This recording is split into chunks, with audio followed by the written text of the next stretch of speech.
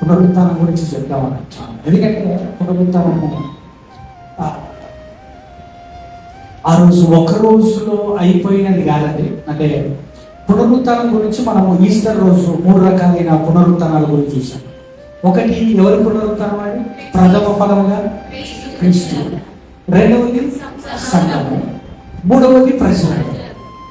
ఈ 3 రకాలైన ఈ పునరుత్థానాల గురించి మనం చూసాము.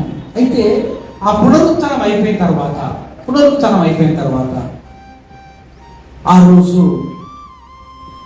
విశ్రాంతి దినం చెల్లాలి, అంటే సప్పాసు దినం తర్వాత, అంటే ఆదివార దినము. ఈ ఆదివార దినమున ఉదయకాల సమయంలో మొట్టమొదటిగా దేవుడు ఎవరికి కనిపించాడండి? మూడు రకాలైన పునరుత్థానాలు చూసాము. ఇప్పుడు 3 రకాలైన వ్యక్తులకు దేవుడు కనబడటం చూస్తాము. మొట్టమొదటి ఎవరికి కనిపించాడు? మగ్దలేని మరియకు కనిపించాడు. ఎన్నో దయ్యముల చేత పీడింపబడుతున్నప్పుడు దేవుడు స్వస్థపరిచిన ఆ మరియకు ఆయన కనిపిస్తా ఉన్నాడు. ఒక వాక్య భాగాన్ని మనం చదువుతున్నామండి.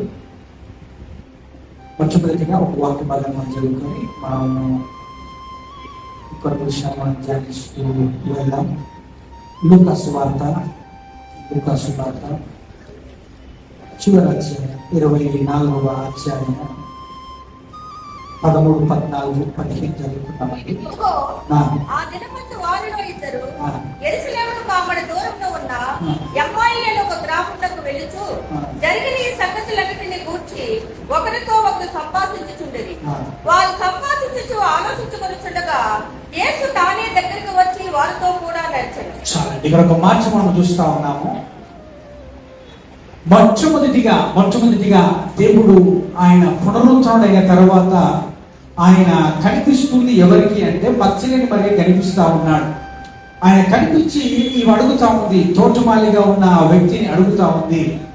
ఏమంటా ఉంది అంటే మార్క్సు వార్త 16వ అధ్యాయము 9వ వచనం 10, 11, 9, 10, 16వ అధ్యాయం. ఆదివారం తెల్లవారినప్పుడు యేసు లేచి తాను 7 దయ్యములు వెళ్ళగొట్టిన మగ్దలేని మరియకు మొదట కనబడును. ఆయనతో ఉండిన వారు దుఃఖపడి ఏడ్చుచుండగా ఆమె వెళ్ళి ఆ సంగతి వారికి తెలియజేసిన గాని ఆయన ఆదివారము తెల్లవారినప్పుడు యేసు లేచాడు. హల్లెలూయా. ఆదివారము తెల్లవారినప్పుడు ఉదయకాల సమయంలోనే, అరుణోదయకాల సమయంలోనే, ఇంకా సూర్యుడు రాకముందుకే, ఇంకా ఆ చీకటితో ఉండగానే ఆయన లేచి తాను 7 దయ్యములను వెళ్ళగొట్టిన మగ్దలేని మరియకు మొదట కనబడును. రాసిందండి అక్కడ.